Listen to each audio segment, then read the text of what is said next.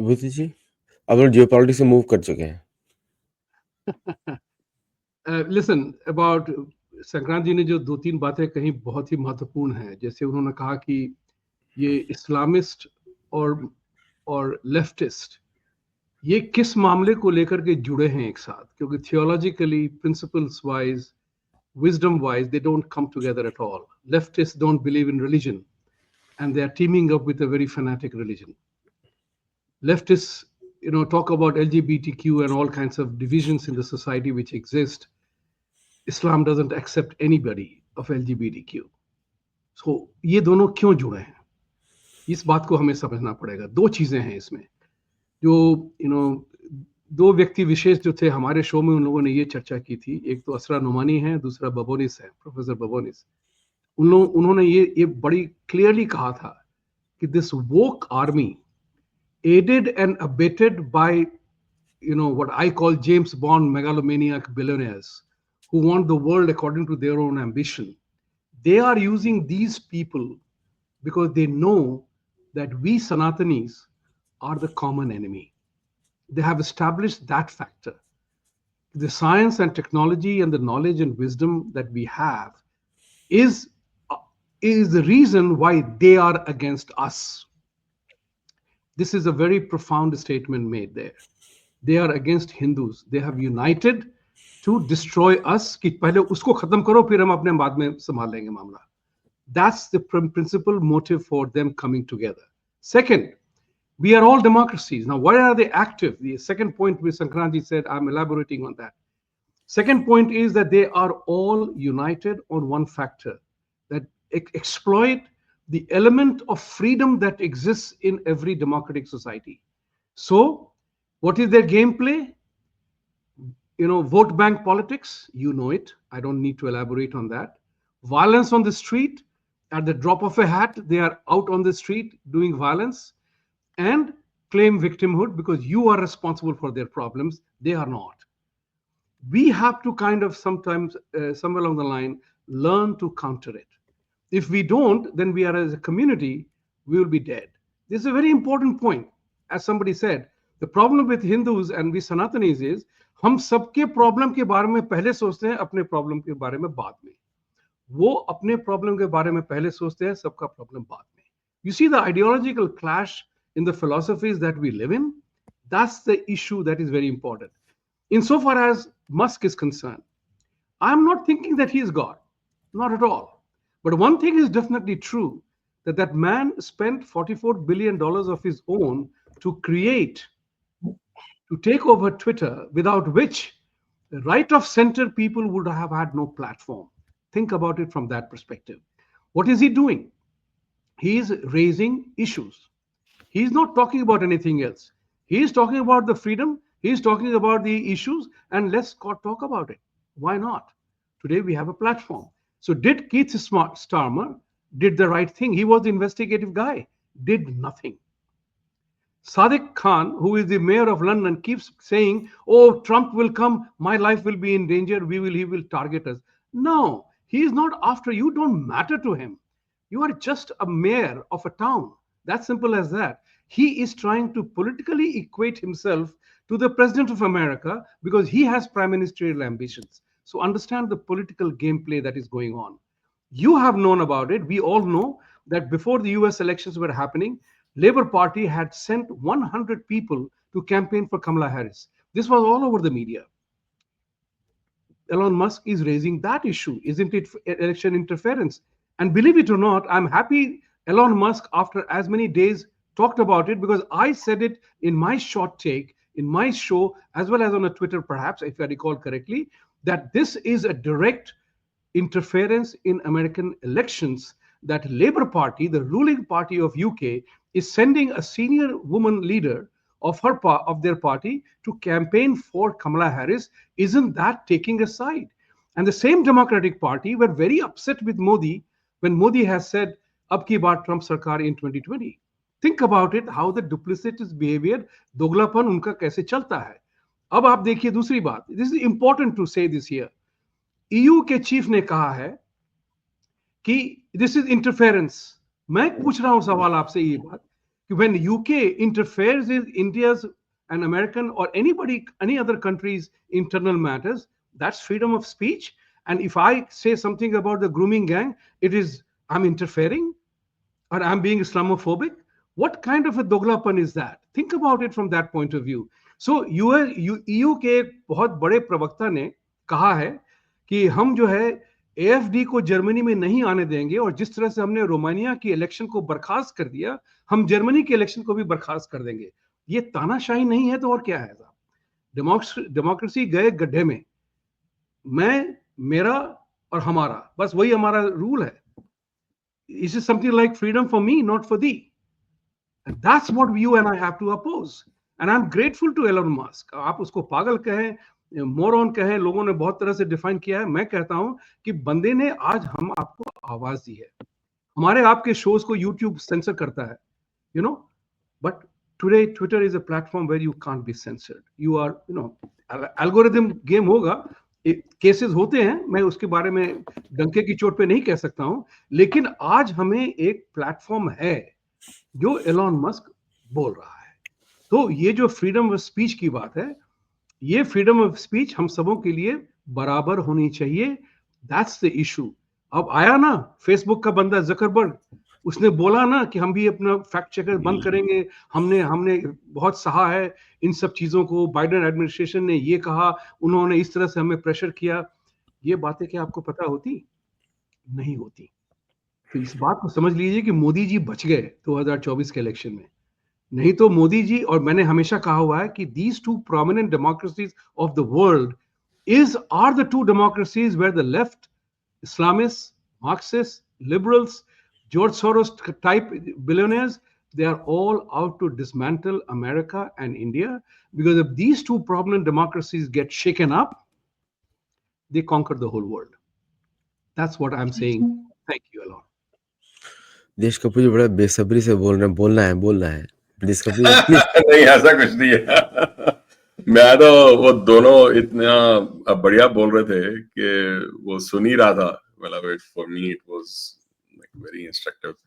एक वो पॉइंट जो बोला संक्रांत जी ने कि ये लेफ्टिस्ट और जो इस्लामिस्ट है वो दोनों इकट्ठे कैसे आते हैं।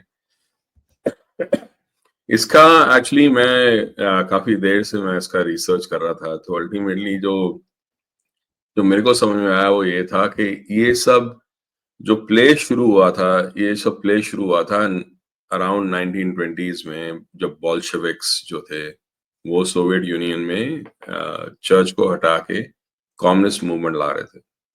और उस समय जो सोवियत यूनियन का जो ईस्ट साइड था, अजरबैजान और बाकी जो ऐसी कंट्रीज थी या जो स्टेट्स थी, दे वर मुस्लिम स्टेट्स। तो बेसिकली 1920 में एक वो the first Congress of peoples of the East हुई थी बाकू में इन अजरबैजान। वहां पर जो मुस्लिम वो थे, जो ग्रुप्स थे, they actually aligned with the communist group against the western imperialism. और ये दोनों तरफ से हुआ। जो बोल्शेविक्स थे वो दे वर आल्सो फाइन, और तभी लेनिन और बाकी जो कम्युनिस्ट जो पार्टी थी उनकी Bolshevik party, they were fine with having Islamists their space, and Islamists, you know, use the al-taqiyya to say to be flexible along with the communists. So इनके, और जहां तक ये मार्क्सिस्ट का सवाल है ना, वो कई लोग वो जो कोट है उसका कार्ल मार्क्स का, वो बोलते हैं religion is the opium of the masses. Actually वो पूरा कोट नहीं बोलते। पूरा कोट था religious suffering is at one and the same time the expression of real suffering and the protest against real suffering. Religion is the sigh of the oppressed creature, the heart of a heartless world and the soul of a soulless conditions. It is the opium of the people. ये उसका पूरा quote था। तो basically he was not dinging religion. He was actually saying the opposite. अब जो communist जब ये coat डालते हैं वो सिर्फ लास्ट पार्ट डालते हैं, तो ये दिखाने के लिए कि जो रिलीजन है वो that is the opium of the masses, ऐसा कार्ल मार्क्स ने नहीं कहा था। कार्ल मार्क्स पूरा कोर्स कुछ और मतलब था, और इसी वजह से they can go back and forth on this entire religion issue, because if you really look at मतलब जैसे इंडिया में जो है जितने भी ये सो कॉल्ड एथीस्ट्स हैं, जो मुस्लिम एथीस्ट्स हैं, वो अंदर से दे आर क्लोजेट इस्लामिस्ट, चाहे वो जावेद अख्तर हो चाहे कोई और हो, सब अंदर से दे आर क्लोजेट इस्लामिस्ट। वो तो प्रेसिडेंट भी थे, वो खुद को एथीस्ट बोलता है, ये Javed Akhtar, but he was the president of one of the Muslim organizations, जो उसने अपना नाम वगैरह निकाल दिया, वो ultimately I had to go to archive.org to find it out.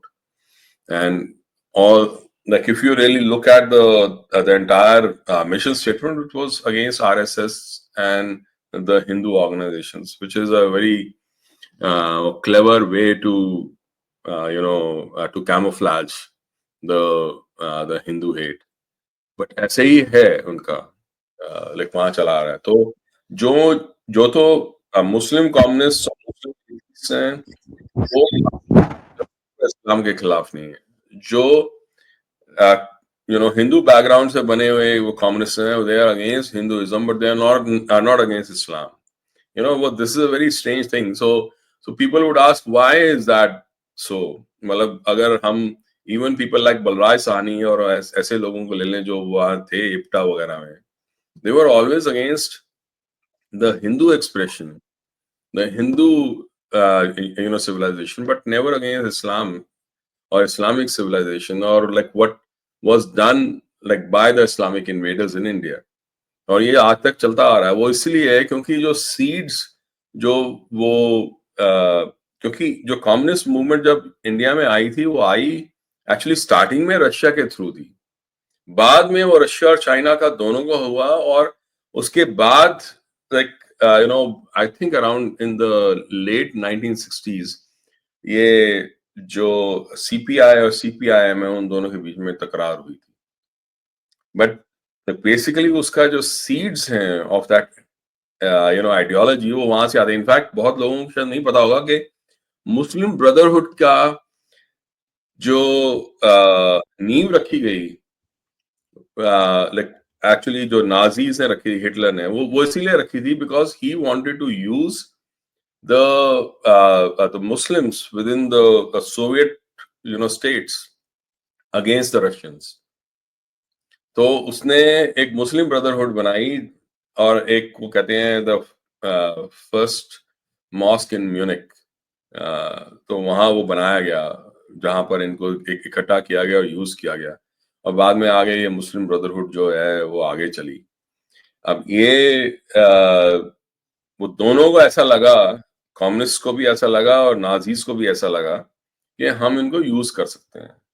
ये एक लाइक मेन वो रीजन था कि क्यों कम्युनिस्ट जो है वो दोनों इकट्ठे एक साथ आए और दोनों एक दूसरे को यूज करते रहे हैं। और ये जो लड़ाई जो चल रही है ग्रूमिंग गैंग्स की, पहले तो मैं अक्सर लाइक इस बात पे बहुत खफा होता था, बहुत गुस्सा भी आता था मेरे को कि इंडिया में किसने इस सब चीज को लव जिहाद बोला।